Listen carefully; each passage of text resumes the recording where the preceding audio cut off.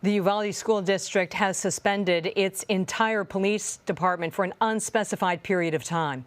In a letter, the district says recent developments uncovered additional concerns about how the department operates. This comes more than 4 months after the mass shooting at Robb Elementary, which killed 19 children and 2 teachers. We're going in depth with Despart, a politics reporter with the Texas Tribune. Zach, what are these operational concerns the district is worried about? Good afternoon, Catherine. That's a wonderful question. We have known quite a bit about what happened at the police, or how the police responded to the Robb Elementary shooting at the end of May. A Texas House committee in July released a 77-page report that is the most comprehensive account to date of how the police responded, and specifically how they did not engage for more than an hour after initially being driven back by the gunman. So the school district today did not specify what new developments they had learned. I have spoken with the members of the committee that have put together that previous comprehensive report. They said they did not leave any big surprises out. So they are as well confused as to what could be suddenly learned just now. The district's letter is also vague about what it calls recent developments. What has your reporting found? Again, I think it's notable in context. Of course, today, the school district announces that it has suspended the entire police department. Earlier in the week, it had fired an officer who used to be a member of the state police. She was one of the very first responders to the school shooting. She later left the state police and was hired for a brief period of time to work for the school district. This, of course, also comes after the school board had fired Chief Pete Arredondo, who was the reported incident commander. And also today, the superintendent announced that he plans to step down. All of this comes 10 days after a group of family members of victims began protesting, camping out outside of the school district offices. It was a move that the district had initially said that they did not condone. They were looking for a way to resolve. And those families think that the events of this week are a result of their continued pressure on the school district to suspend these officers.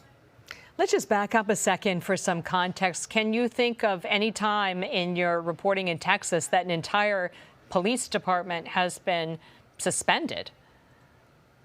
I mean, I cannot. I mean, this is a small school district police force, has about 5 officers. Again, I think it's important to think of the context of what happened. Some of the family members, after today's news of the local officers being suspended, they want to renew pressure on the state police. As I mentioned, about 5 members of the local school district police force responded. 91 state police officers responded to that scene. By far the larger police presence. Family members have outstanding questions about why that larger, more experienced, better resource agency did not take charge of the shooting response, especially when it became clear that the school district police chief, Chief Arredondo, was not doing so. So let's take that a step further. The Texas Police Chiefs Association is conducting what it calls a management and organizational review. What's that going to look like? We're not sure what that's going to look like. The school district is awaiting that report. But like I said, the Texas House Committee has already put together an incredibly comprehensive report. A different university in Texas put together a report on behalf of the state police. So there are things that we can still learn about the shooting response. I just want to make clear that we already know a ton about what happened.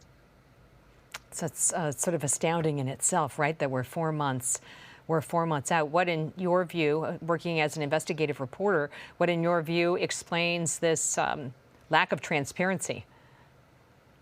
Well, like I said, the families who have been protesting feel like their continued pressure have convinced the school district to be more open about what happened. The school year started in August. So, I mean, clearly this was not an abrupt change that the school district was considering. Obviously, the school board is elected by this very same community and are responsive to their concerns. I think these families who are protesting are pleased with this news. They are frustrated why it took so long. And finally, some of the lessons that have been learned in Uvalde, have they been taken to other school districts in the state?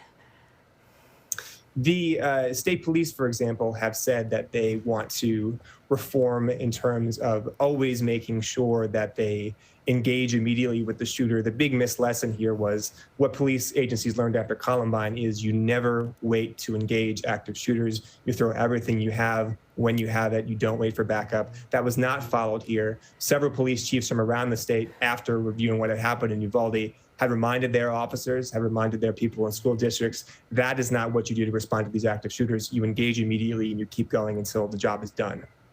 Zach Despart, thank you. Thank you.